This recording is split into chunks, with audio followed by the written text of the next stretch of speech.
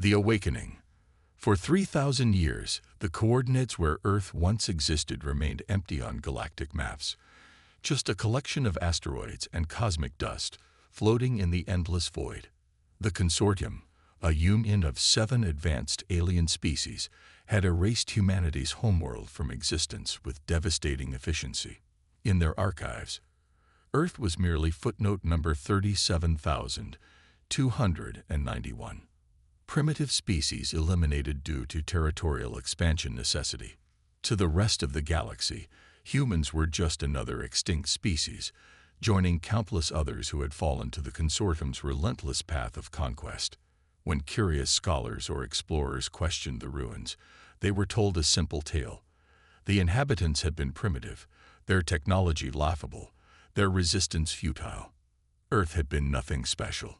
The truth, as always, was more complex. Deep within the Andromeda Galaxy, far beyond the Consortium's reach, a hidden colony of humans had survived and thrived. New Terra, they called it, a promised land born from Exodus. When the first Consortium ships appeared in Earth's orbit, a handful of foresighted leaders had launched emergency evacuation vessels. Of the 12 billion humans alive that day, only 40,000 had escaped. Admiral Elena Chen stood on the observation deck of the New Terran flagship Remembrance, her weathered face illuminated by the blue glow of holographic displays. At 97, she was still sharp as the ceremonial blade hanging at her hip, a weapon forged from metal salvaged from Earth itself, passed down through 15 generations of her family. Status report, she commanded, her voice carrying the weight of a civilization that had survived against all odds. Commander Jackson stepped forward, his dark skin contrasting with his platinum uniform. All systems operational, Admiral. The fleet is assembled. 3,000 warships, each carrying our new quantum displacement drives. Elena nodded. For millennia, the survivors had hidden, rebuilt, and evolved. Their technology had advanced beyond what anyone could have imagined. While the Consortium expanded their territory through brute force, humans had focused on efficiency and innovation. The quantum displacement drive was just one example, a propulsion system that bent space-time itself, allowing ships to traverse vast distances instantaneously. And the prism?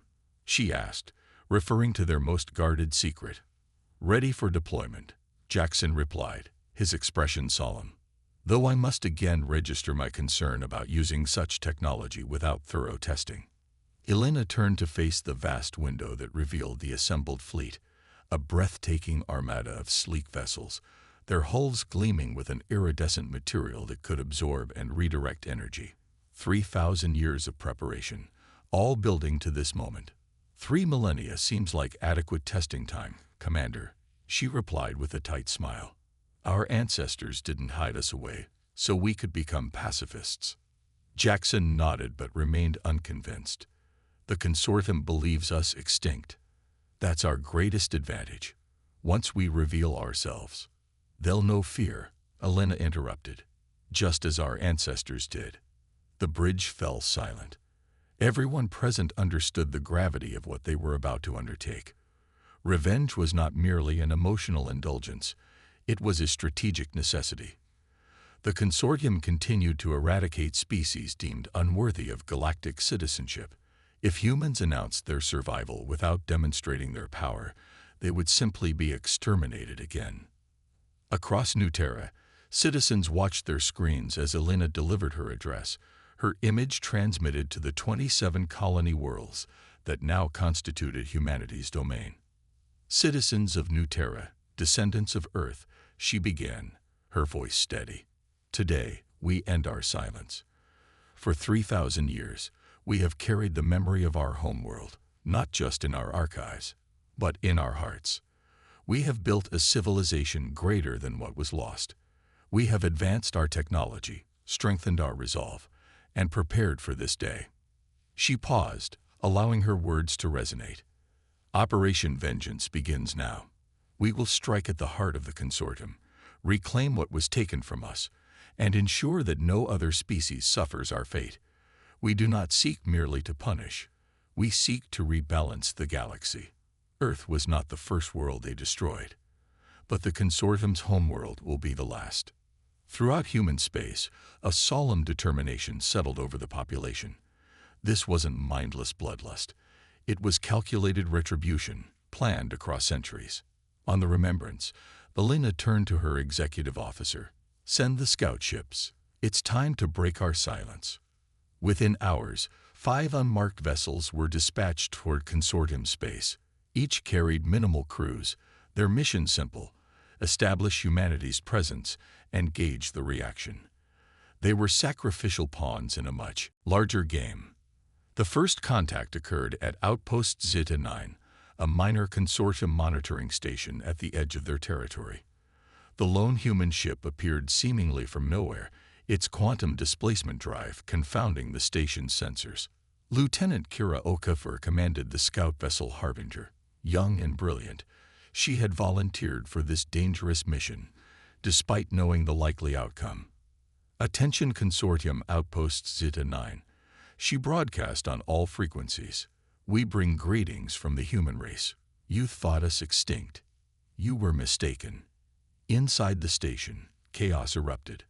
The Morgaxi operators, insectoid beings with compound eyes and chitinous exoskeletons, scrambled to verify what their sensors told them. A human ship. Impossible. Their species had been eliminated 3 millennia ago. Station Commander Vexril clicked his mandibles nervously as he responded. "Unidentified vessel, state your purpose and origin immediately." Kira smiled. "Our purpose is simple: to inform you that humanity has returned. Our origin: Earth, the world your ancestors destroyed. We've come to collect on that debt." Before Vexril could respond, the Harbinger transmitted a data package, irrefutable evidence of humanity's survival and advancement. Star charts showing human territory, specifications of their new technologies, and population statistics demonstrating their growth. Then, with a flash of blue light, the ship vanished, leaving the stunned consortium personnel to process what they had witnessed. Similar encounters played out across consortium space. Human vessels appeared, delivered their message, and disappeared before any meaningful response could be mounted. It was psychological warfare, a demonstration not just of humanity's survival, but of their technological superiority. Back on the Remembrance, reports flooded in from the scout ships. Elena reviewed them carefully, looking for patterns in the consortium's reactions. Fear, disbelief, confusion. Exactly what she had anticipated. "The seeds are planted," she announced to her officers. "Now we wait for them to take root." The wait wasn't long. Within days, emergency sessions were called throughout the consortium's leadership structure. Ancient archives were unsealed as officials desperately sought information about the species they had supposedly eliminated millennia ago. On Gerax Prime, the consortium's administrative center, the 7 overlords convened for the first time in centuries. Representatives from each founding species gathered in the imposing Chamber of Concordance, a vast, domed structure designed to intimidate visitors with its scale. High Overlord Zexkar, a towering Volcrax with mottled gray skin and 4 arms, addressed the assembly. "The reports must be verified. If humans have indeed survived, they represent a failure in our historical operations. Nothing more." Malaven, the Serpentine Dramish representative, disagreed. "The evidence is compelling. Their technology appears advanced, far beyond what their species possessed when we cleansed their homeworld. They represent a potential threat." Debates raged for hours, with some dismissing the human reappearance as a hoax or misunderstanding. But deep down, the overlords knew the truth. They had failed to exterminate a species, and now that species had returned, transformed, advanced, and motivated by 3,000 years of cultivated vengeance. Finally, a decision was reached. The consortium would dispatch a diplomatic envoy to establish communication with these supposed humans. Simultaneously, they would mobilize their defense fleets, 20,000 warships spread across their territory, in case diplomacy failed. What the consortium didn't realize was that their military preparations played directly into humanity's strategy. Admiral Elena Chen observed their movements through a vast network of quantum-linked probes, invisible to consortium detection systems. "They're mobilizing exactly as predicted," she noted, studying the holographic display showing enemy fleet movements, spreading their forces thin to cover all potential targets. Commander Jackson nodded. "The Morning Dawn Protocol is ready, Admiral. Our strike forces can begin on your command." Elena took a moment to consider the weight of her next words. Once spoken, there would be no turning back. Humanity's vengeance would begin in earnest, and the galaxy would be forever changed. She thought of her childhood on New Terra, of the memorial ceremonies held each year to honor Earth, of the stories passed down through generations. She remembered her great-grandmother's voice, cracking with emotion as she recited the names of cities turned to ash. Tokyo, New York, London, Beijing, Cairo, Sydney. "Commence morning dawn," she ordered, her voice unwavering. "May Earth witness our vengeance." Throughout human space, strike teams received their activation codes. The first phase of Operation Vengeance had begun. Humanity had hidden for 3,000 years, rebuilding, remembering, planning. Now they would remind the galaxy why they should have been feared, not forgotten. The reckoning had arrived. First strike.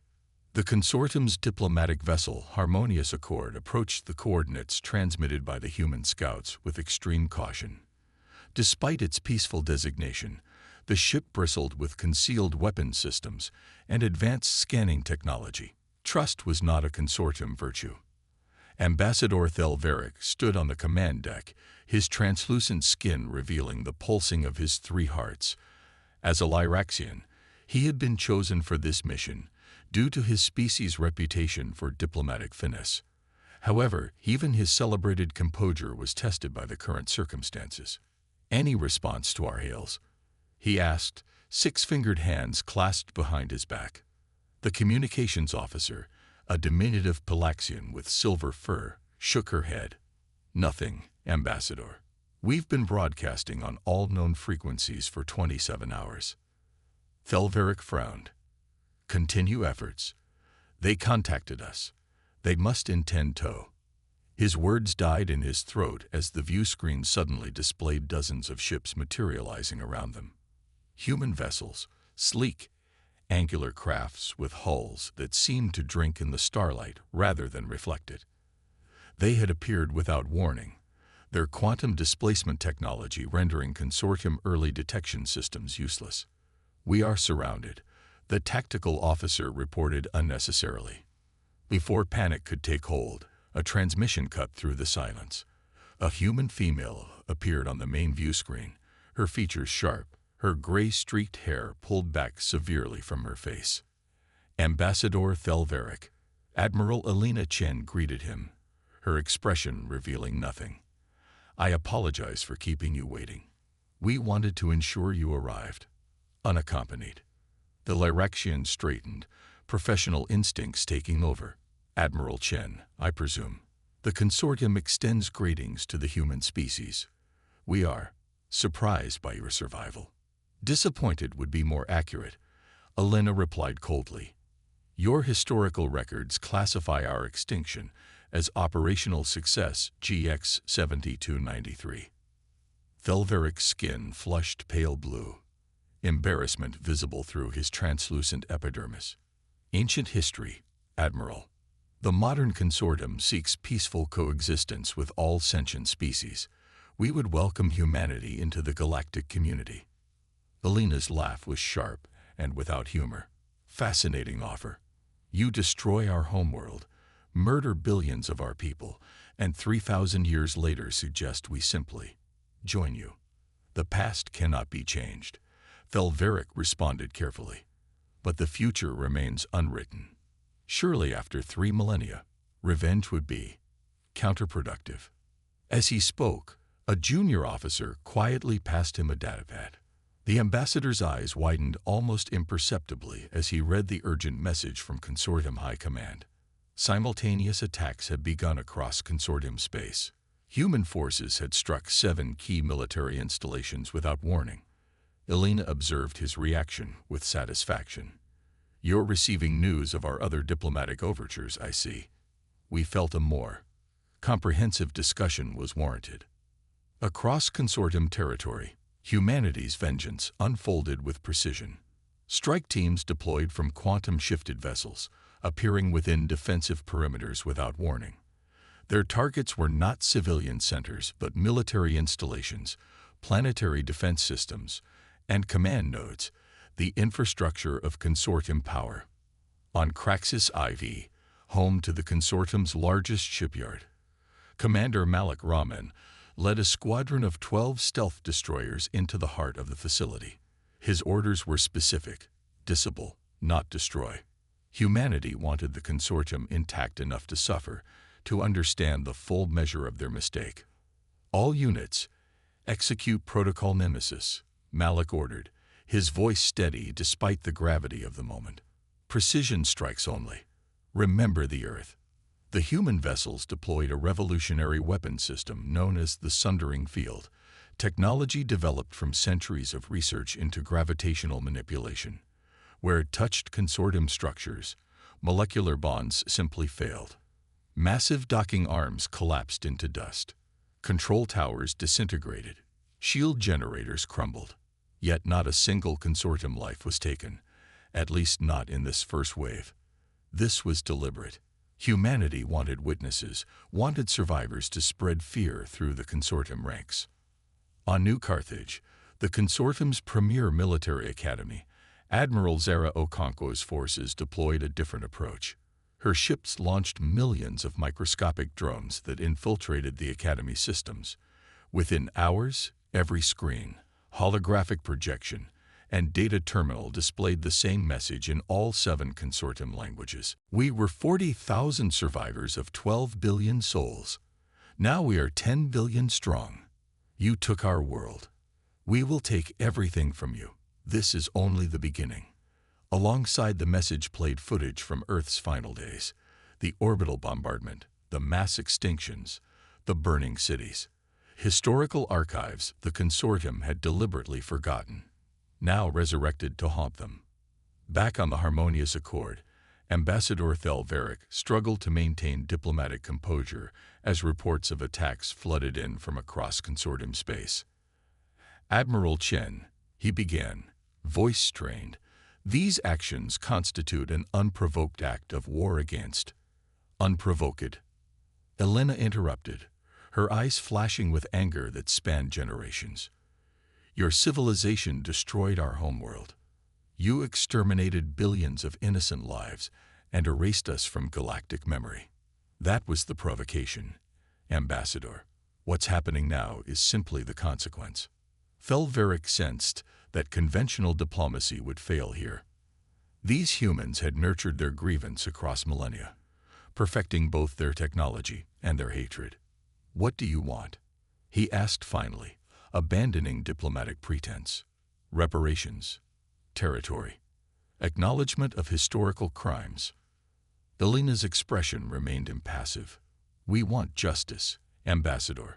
Something your consortium has denied countless species throughout its bloody history." She leaned forward slightly, her intensity palpable even through the viewscreen. "In exactly 26 hours, we will launch our second wave of operations. Unlike today's demonstration, it will not be bloodless. Unless, Thelveric prompted when she paused. "Unless the 7 overlords personally meet with human representatives at these coordinates." Elena transmitted a series of spatial designations. "Come prepared to discuss the complete dissolution of the consortium power structure." The ambassador's skin blanched to nearly white. "That's impossible. The overlords would never." "Then they will watch their civilization crumble," Elena stated simply. 3,000 years is a long time to plan one's revenge, Ambassador. We've considered every contingency." The transmission ended abruptly, leaving the consortium vessel alone among the stars. The human ships had vanished as suddenly as they had appeared. Within the consortium's highest chambers, panic spread like wildfire. The attacks had been devastating not in their destructiveness, though that was considerable, but in their implication. Humans had developed technology far beyond what the consortium possessed. They could appear anywhere, strike any target with impunity. More disturbing still was their restraint. The first wave of attacks had deliberately avoided mass casualties, suggesting a level of strategic thinking that chilled the consortium leadership. These weren't primitive beings lashing out in anger. They were calculating predators demonstrating their power. On Gerax Prime, the 7 overlords convened an emergency session. The majestic chamber of concordance, usually a place of measured deliberation, now hummed with barely controlled fear. High Overlord Zexkar's voice boomed through the chamber. This human threat must be neutralized immediately. I propose full military mobilization. Every ship, every weapon, every soldier. Malaven, the Dramish representative, hissed in disagreement.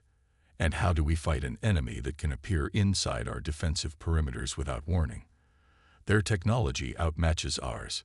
Perhaps, suggested Ithval, the ancient Thexian overlord, his voice wheezing through respiratory filters. We should consider their demands. A diplomatic solution. Capitulation, you mean? Zexkar thundered, slamming one of his 4 fists onto the council table. We do not negotiate with extinct species. They are evidently not extinct, Malaven pointed out dryly. And they've had 3,000 years to plan this moment. We should at least hear their demands. The debate raged for hours, with the overlords split on whether to meet the human representatives as demanded. What none of them realized was that their entire discussion was being monitored through quantum-linked surveillance devices planted centuries earlier by human deep-cover agents. Admiral Chen watched the consortium leadership fracture with cold satisfaction. They're exactly as our historical records described, she remarked to her senior staff. Arrogant, divided, and slow to adapt. Commander Jackson studied the live feed with narrowed eyes. They still have overwhelming military advantage in terms of numbers. Admiral, 20,000 warships to our 3,000. Numbers mean nothing when you can't bring them to bear, Elena replied. Our quantum displacement technology negates their advantage, and they haven't yet realized our full capabilities. She turned to her tactical officer. What's the status of the PRISM deployment? All units in position. Admiral, came the crisp response. Ready to activate on your command. Elena nodded, satisfaction evident in her expression. The PRISM was humanity's ultimate weapon, not a device of mass destruction, but something far more sophisticated, something that would change the fundamental balance of power in the galaxy forever. Prepare Phase 2, she ordered. If the overlords refuse our meeting, we proceed as planned. As the deadline approached, the consortium finally reached a decision. They would send a delegation to meet the humans, but not the overlords themselves. Too risky, they concluded. Instead, high-ranking officials would be dispatched with limited authority to negotiate. It was exactly what Elena had anticipated. When the consortium diplomatic vessel arrived at the designated coordinates, they found not a human delegation, but a single unmanned probe floating in space. It transmitted a brief message before self-destructing. You were warned. The PRISM activates now. Throughout consortium space, on every major world and installation, the hidden devices planted by human agents over centuries simultaneously activated. They created quantum entanglement fields that linked each location to a central control system operated by humanity. The effect was immediate and devastating. Every consortium communication system, defense network, and power distribution grid fell under human control. In an instant, without firing a single shot, humanity had effectively paralyzed the entire consortium infrastructure. On military vessels, weapon systems shut down. On administrative worlds, atmospheric regulators faltered. Nothing immediately life-threatening, but a clear demonstration that humanity now held the power of life and death over their ancient enemy. Admiral Elena Chen broadcast across all consortium frequencies, her message playing on every screen and communication device throughout their territory. This is Admiral Chen of the new Terran fleet. The consortium leadership has chosen to ignore our warning. As a result, we have activated the Prism network. Your civilization now operates at our discretion." She paused, letting the implications sink in. "To demonstrate our seriousness, we will now execute a limited strike against military targets. Civilian evacuations have been arranged. This is justice, not genocide. Unlike you, we recognize the difference." Throughout consortium space, precisely targeted strikes began. Major military bases erupted in carefully controlled explosions. Shipyards shattered. Command centers collapsed. Yet true to Elena's word, civilian casualties were minimal. Emergency evacuation systems activated minutes before each strike. Directed by the same Prism network that had compromised consortium control systems. The message was clear. Humanity could have annihilated the consortium entirely but chose restraint. This wasn't just revenge, it was judgment. As reports of devastation flooded in from across their territory, the 7 overlords finally understood the true magnitude of their error. They had not merely failed to exterminate a species, they had created their own nemesis. A civilization forged in the crucible of near extinction, hardened by 3,000 years of purposeful development. The consortium, for the first time in its long and bloody history, knew fear. The hunters had become the hunted, and humanity's vengeance had only just begun. Reckoning. The 7 overlords gathered in their emergency bunker deep beneath Girax Prime's surface. Their opulent chamber of concordance had been reduced to rubble in the human strikes, a pointed symbol of humanity's ability to reach them anywhere. The leaders of the most powerful civilization in the known galaxy now huddled in a reinforced chamber, their legendary composure shattered. "We have no choice," Malavin insisted, her serpentine form coiled tightly in distress. "We must negotiate. The humans control our infrastructure through this Prism technology. Our military advantage is nullified." High Overlord Zexkar paced the room, all 4 arms clenched in frustration. "Negotiate. You speak of surrender. The consortium has never bowed to any species.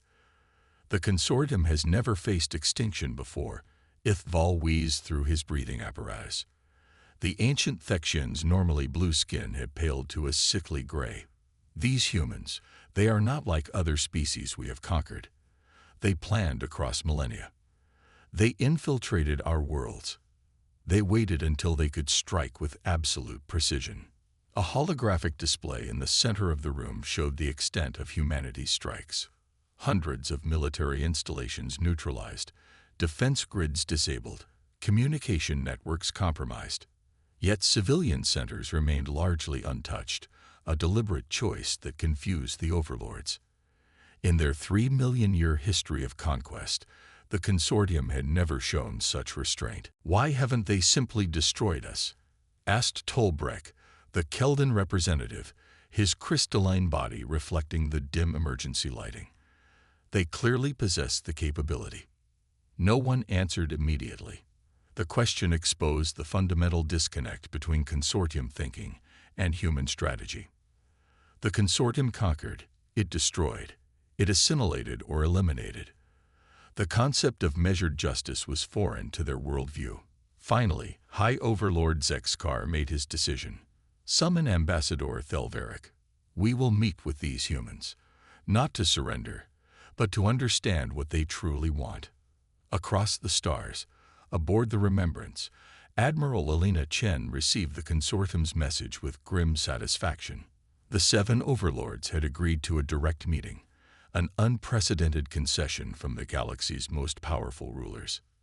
"They're desperate," Commander Jackson observed, studying the consortium's communication. "Frightened, they'd never faced an enemy they couldn't simply overwhelm with brute force." Elena nodded. "Fear is appropriate. After what they did to Earth, to our ancestors, fear is the beginning of understanding." She turned to her executive staff, veterans who had dedicated their lives to this moment. "Prepare the Nexus chamber for the meeting, and alert Dr. Kimiko Wei. It's time to activate the archive." The archive represented humanity's most closely guarded secret, a technological marvel that had taken centuries to perfect. Unlike the prism, which projected human power across consortium space, the archive was about memory, truth made undeniable. 2 days later, on a neutral space station constructed specifically for this historic encounter, the 7 overlords came face to face with humanity's representatives. Admiral Chen led a delegation of 7, one for each overlord. They were chosen not just for their leadership abilities, but for their genetic lineage. Each was a direct descendant of Earth's final generation. The overlords entered first, their diverse physiologies a testament to the varied species that had formed the consortium millennia ago. They moved with the confidence of beings accustomed to absolute authority, though keen observers might have noticed subtle signs of strain. Zexkar's twitching lower hands, Malaven's too rapid tongue flickers. When the human delegation entered, a palpable tension filled the chamber. These were not the primitives depicted in consortium historical archives. They stood tall, their expressions impassive, their movements precise. They wore simple dark uniforms bearing a single emblem, the outline of Earth rendered in silver. Admiral Chen spoke first, her voice carrying effortlessly through the chamber. 3,000 years ago, your civilization destroyed our homeworld. Today, you will answer for that crime. High Overlord Zexkar bristled visibly. Even in their weakened position, the consortium leadership was unaccustomed to such direct accusation. The past cannot be undone, he replied, the translation system rendering his complex vocalizations into standard galactic language. If you seek vengeance, you have already extracted it. Your attacks have crippled our military capability. Delina's expression remained unchanged. You misunderstand our purpose. We did not come back after 3 millennia merely to destroy. We came for justice and truth. She gestured to Dr. Kimiko Wei, a small, intense woman whose family line had preserved some of Earth's most precious cultural artifacts. Kimiko stepped forward, activating a device on her wrist. The chamber's lighting dimmed as a holographic projection filled the center of the room.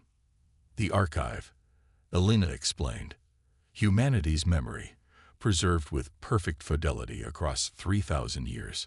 The projection showed Earth as it had been: blue oceans, green continents, white cloud swirls.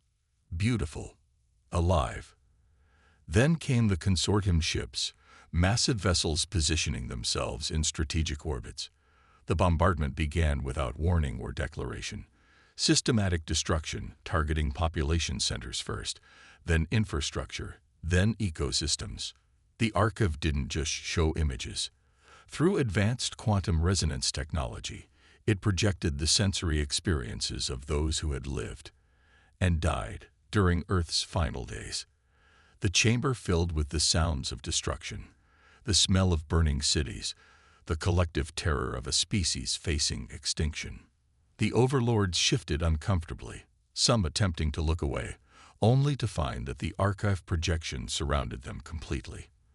There was no escape from this witness. This is why we survived. Elena continued, her voice cutting through the recreated chaos. Not just to live, but to remember. To ensure that what happened to Earth would never be forgotten or forgiven. The projection changed, showing the desperate evacuation ships, the 40,000 survivors who escaped the planet's destruction. It followed their journey to a distant galaxy, showed their struggle to establish New Terra, their vow to remember and return. For 30 centuries, we rebuilt, Elena said. We advanced our technology. We infiltrated your civilization. We studied your weaknesses. We could have destroyed the consortium completely, but that would have made us like you. The projection faded, leaving the chamber in heavy silence. The overlords seemed physically diminished, as though the weight of confronting their civilization's crime had physically affected them. Malaven was the first to speak, her voice unusually subdued. What do you want from us? Territory. Reparations. Our complete surrender. Admiral Chen's response was measured, each word carefully chosen. We want acknowledgement. The consortium must formally recognize the crime committed against Earth and humanity. You will establish a permanent memorial at the coordinates where our homeworld once existed. She continued, outlining terms that were simultaneously generous and non-negotiable. The consortium would not be destroyed but transformed. Its leadership structure would be dismantled and replaced with a representative council that included delegates from all species within its territory, including the many subjugated races that had suffered under consortium rule. Your empire was built on conquest and genocide, Elena concluded. That ends today. The new galactic governance will be founded on cooperation and mutual respect. Humanity will oversee this transition. Zexkar's multiple eyes narrowed. And if we refuse? Elena didn't respond verbally. Instead, she activated a small device that projected a new hologram, a real-time image of the consortium homeworlds, each surrounded by human vessels with weapons trained on planetary defense systems. The choice is simple, she said finally. Evolution or extinction. Unlike you, we offer a choice. The negotiations continued for days. As the details of the new galactic order were hammered out, the overlords fought to preserve some semblance of their former power, but with each passing hour, the reality of their situation became clearer. Humanity held all the advantages, technological, strategic, and most importantly, moral. Throughout consortium space, the news spread gradually. On subjugated worlds, oppressed species looked to the skies with new hope. On consortium core worlds, citizens faced an uncertain future as the power structure that had defined their civilization for millions of years began to crumble. 1 month after the initial human strike, representatives from across the galaxy gathered to witness the signing of the Terran Accord, the document that would reshape galactic civilization. The ceremony took place at the exact coordinates where Earth had once orbited its sun, now just an asteroid field with a small memorial station constructed by human engineers. Admiral Elena Chen, now designated as Earth's primary representative to the new Galactic Council, addressed the assembled delegates. 3,000 years ago, humanity stood on the brink of extinction. Today, we stand at the dawn of a new era, not as conquerors, but as architects of a more just galaxy. She looked directly at the former overlords, now stripped of their absolute authority. Our vengeance is not complete with destruction, but with transformation. The consortium as you knew it is gone. In its place, we build something better, together. The signing proceeded, each representative adding their mark to the historic document. When completed, a monument was unveiled, a crystalline structure containing soil from Mutera, the last physical remnant of Earth's biosphere. Within it burned an eternal flame, powered by energy drawn from the same stellar body that had once warmed humanity's cradle. As the ceremony concluded, Elena found herself standing alone, gazing out at the asteroid field that had once been her ancestral home. Commander Jackson joined her, his expression somber. Your ancestors would be proud, he said quietly. 3,000 years of planning, waiting, preparing, all for this moment. Elena nodded, her eyes fixed on the distant rocks. Not just for vengeance, she corrected. For justice. For all the species who suffered under consortium rule. For everyone who will live in the galaxy we're creating. And what now? Jackson asked. With the mission of 3 millennia finally complete. Admiral Chen turned from the viewport, her gaze now focused on the future rather than the past. Now we build, Commander. Vengeance was only the beginning. Creation is the harder task. In the days that followed, human ships dispersed throughout the galaxy, not as warriors, but as ambassadors, scientists, and peacekeepers.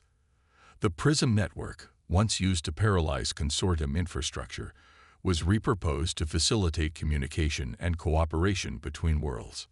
On planets long oppressed by consortium rule, human representatives worked alongside local leaders to establish self-governance.